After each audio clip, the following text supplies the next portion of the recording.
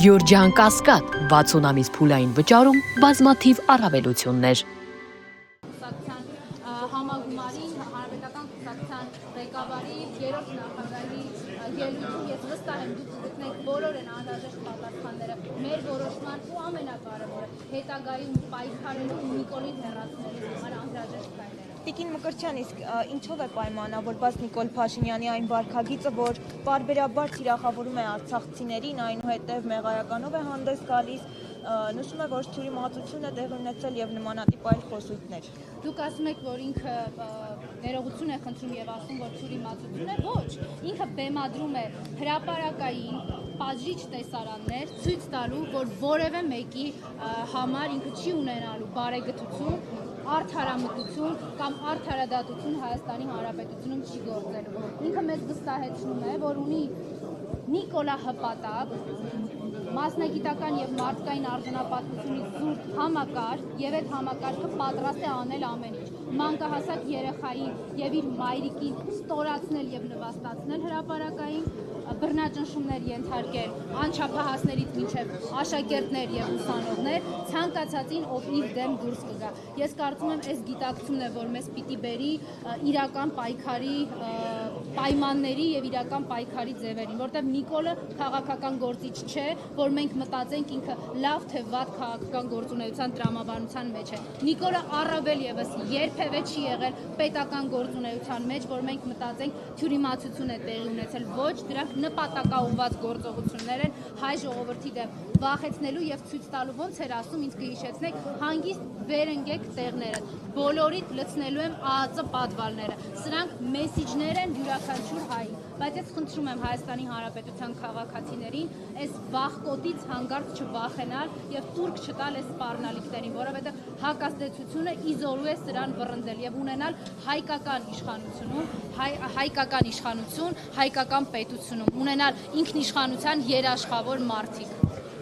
Մկրտչյան Պուտին-Փաշինյան հանդիպումից ինչ տպավորություններ եք ստացել եւ հանդիպումից հետո հնչած գործընկերություններ ինչ հետևանքներ կարող են ունենալ Հայաստանի համար։ Ես Նիկոլի ցանկացած արտագնա այցից եւ այն ամեն ինչից ինչ որ իրենք անվանում են արտաքին քաղաքականության, մի շատ կոնկրետ արտաքին քաղաքականություն, մի շատ կոնկրետ պատկեր եմ տեսնում եւ այդ պատկերը հենց իր բառերով շատ հեշտ նկարագրելի է, ինքը ասում է կոշիկ լիզողներ։ Դա տիպիկ նկարագրությունն է իրենց, դա իրենց խարանն է դարձել եւ խարանն է դառնալու։ Իրենք կոշիկ լիզող են, իրենք հայկական ինքնիշխանությունը ծախելու հաշվին պատրաստ են անել ամեն ինչ։ Վերջերս մի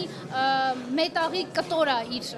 կրծքին միշտ կրում, դա իր խարանն է, շատ լավ է, ինքը ընտրել է այդ խարանը եւ այդ խարանով ամեն տեղ շրջելով ցույց է տալիս Հայաստանի քաղաքացիներին, թե ինչա թողել Հայաստանի Հանրապետությունից 42000 քառակուսի կիլոմետր Հայաստանի փոխարեն, հայրենիքի փոխարեն, ինքը թողել է այն ինչ որ հիմա կրում է իր կրծքին։ Ընդ որում դուք չգիտեք, դա վերջնական տարբերակն է թե չէ, որովհետեւ եթե 1 ամսվա, 2 ամսվա ընթացքում մինչեւ հունիսի 7-ը իրան որևէ արտաքին քաղաքական կենտրոնից խնդրեն են իրենց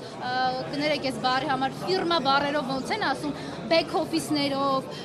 front office-ներով կարողանան խաբել մեր ժողովրդին, էլի ինչ որ հատված կտոր պոկ են կտրեն։ Ինքը դա սիրով կտա, երաշխավորելով իր աթոռը, որ ցանկացած բռնաճնշման անունը միջազգային կազմակերպությունները դնեն արդար եւ թափանցիկ օրինակ ընտրություններ։ Հայաստանի Հանրապետության դիրքորոշումը ընտրություններին անմիջական մասնակցելու վերաբերյալ ինչ հնարավորություններ ունի այս ձեր մատնանշած այս օրակարգերը կանխելու, ինչ հնարավորություններ եք տեսնում, եթե ուղիղ չեք մասնակցում։ Ես դες վստահեցնում եմ, որ դուք ճիշտ տեղում եք եւ ճիշտ պահին, կխնդրեմ ուղղակի մի փոքր սպասել, որպեսզի Հանրապետության երրորդ նախագահը, Հանրապետական կուսակցության նախագահ Սերժ Սարգսյանը իր ելույթում մեր որոշման հիմնավորումները, պատճառները, հետագա պայքարի ուղիները նշագծի։ Ես սիրով դրանից հետո մեկնաբանությունները կտամ։ Նաեւ ինչ գործընթացն է ենթադրում այդ ուղենիշը։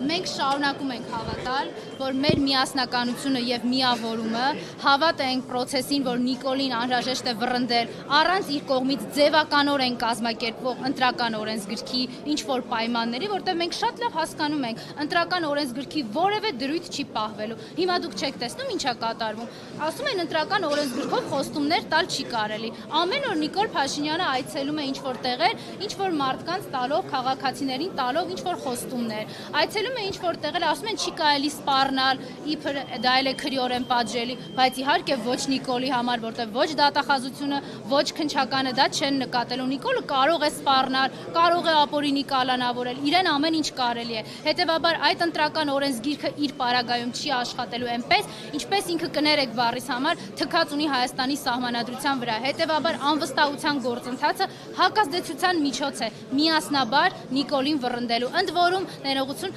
առանց ամբիցիա եւ հանրապետական կուսակցության գործադիր մարմնի որոշումը առայն, որ մենք չենք մասնակցելու, հենց դրա մասին է։ Մենք չունենք լրացուցիչ ամբիցիա մանդատների, կլինի դա իշխանական, կլինի դա ընդդիմադիր, կառավարությունում ինչ որ աթոռների։ Մեզ համար կարևորը ելակետն է եւ վերջնարդյունքը։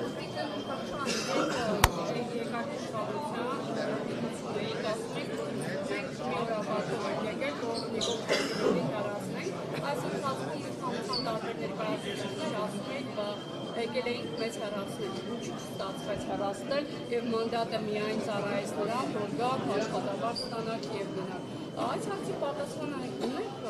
ստացվեց հեռացնել։ Այդ հարցի պատասխանը այն ողջ ընթացքում հենց իմ եւ իմ գործընկերների նկատմամբ իմ կողմից հնչեցված քննադատությունն է առայն, որ այս 5 տարիները որևէ արդյունքի չհանգեցրեցին։ Մենք այս 5 տարիների ընթացքում ազգային ժողով էինք գնացել բացառապես Նիկոլի դեմ երաշխավորված ձայն լինելու համար։ Այո, չենք հաջողել ու հենց դրա մասին է, որ պետք չի կրկնել նույն սխալները, գնալ Նիկոլի հետ ընտրությունների ու հայտնվել նույն իրավիճակում եւ նույն կարգավիճակում։ Մենք համարում ենք, որ դեռ ունենք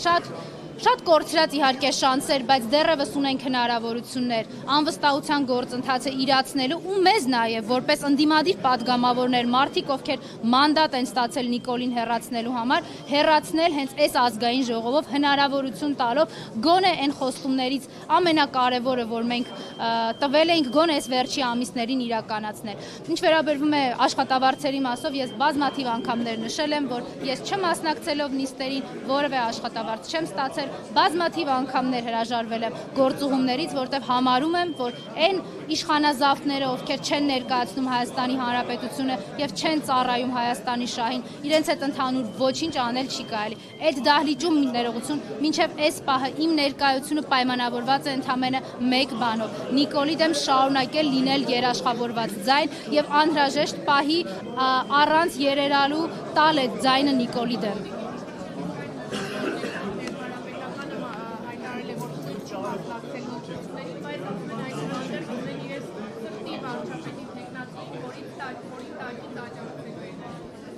Մենք ունենք մեր սրտի երազանքը, այդ սրտի երազանքը հետևյալն է՝ առանց Նիկոլ Հայաստան։ Մենք ունենք սրտի երազանք, որտեղ Հայաստանը կայուն է, պետությունը վերականգնված, իսկ սահմանները այնպիսին, ինչպիսին 2018-ից առաջ էին, անառիկ եւ արժանապատիվ զինվորով։ Դուք բացառում եք Նիկոլ Փաշինյանի վերարտադրվելը։ Ես ամեն ինչ ուզում եմ անել, ամեն ինչ պատրաստվում եմ անել, այնպես ինչպես այս 7 տարիների ընթացքում եմ արել